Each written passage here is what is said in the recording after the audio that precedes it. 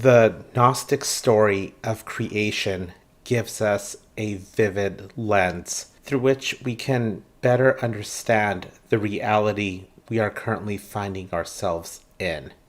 A lot of people out there are in disarray and have been taken by surprise.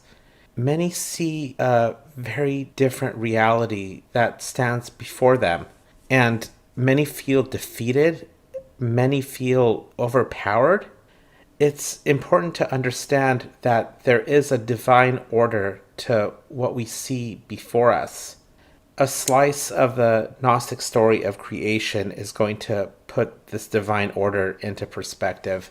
A pivotal assumption in the Gnostic story of creation is that Earth is not and has never been created to be this physical object in the cosmos. It cannot be described using the grammars and vocabularies that we use to describe a physical object. Rather, Earth is a realm.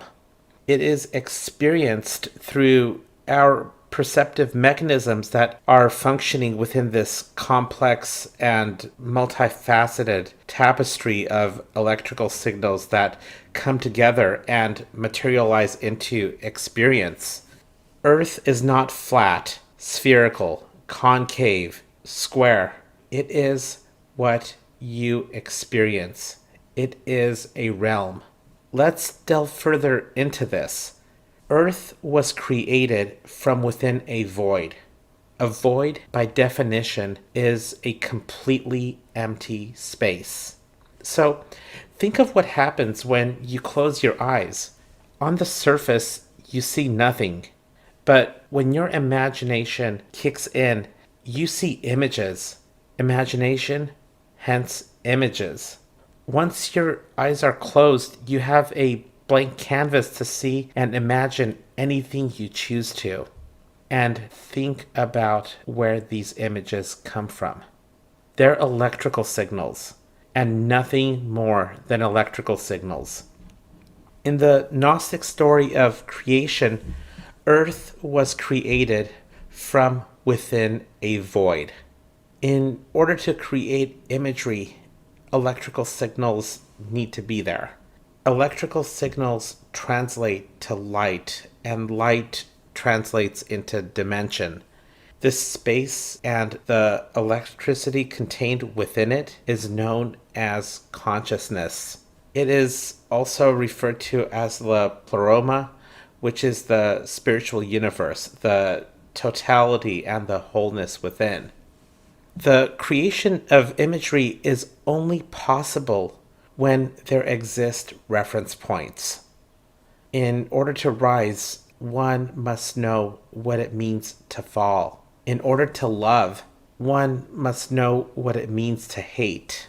And in order to understand the feminine, one must experience the masculine. That's where Sophia comes into the picture. Sophia is known by the Gnostics as the feminine personification of wisdom. Sophia represents the heart and all of the many feminine attributes that relate to feeling and experiencing things through the heart. So that's where the term Mother Earth originated. The image of Earth has been created within the image of the feminine. Think of the creation process as a dream of sorts, and even more specifically, a story within the dream. Sophia, the feminine personification of wisdom, is centered at the heart. In order to complete the picture, her energy created an abrupt masculine counterforce known as Yaldabaoth. Yaldabaoth represents the masculine antithesis and creates a reference point for her. As I referred to earlier, reference points are very germane to our ability to understand wholeness and totality. Yaldabaoth responded to Sophia's heart with its direct antithesis. Energies of the heart represent abstraction, whereas the mind represents concrete expressions. Yaldabaoth represents all aspects of the mind, such as sequence and hierarchy and replication and consequence and other processes that are germane to mathematics. The mind does not have the ability to abstract. Abstraction comes from the heart. That's where Sophia met her match.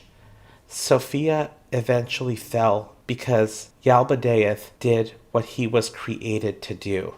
He embodied the role of a computer, and logical and algorithmic processes identified the vulnerable elements within the heart and vigorously attacked it.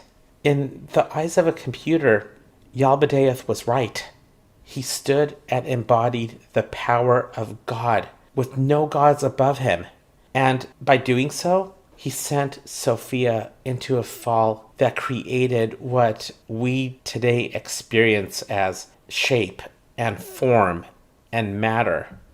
I tell this story because it is so germane to understanding what's happening today. Throughout our current incarnation, we find ourselves having been ruled by Yaldabaoth. Many of the developments that have led to where we are today have been heavily weighted in masculine thought. Incidentally, these are energies symbolized by Saturn, and they materialize into what's referred to as the Saturn Moon Matrix.